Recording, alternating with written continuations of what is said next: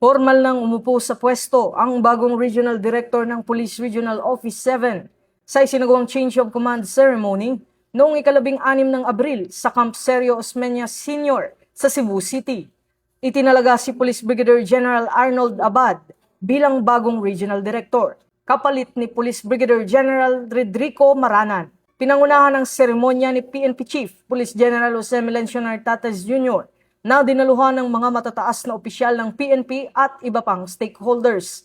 Ayon sa PNP, bahagi ng leadership transition ang pagpapatibay ng focus agenda na nakatuon sa disiplina, integridad at accountability bilang gabay sa patuloy na modernisasyon ng organisasyon.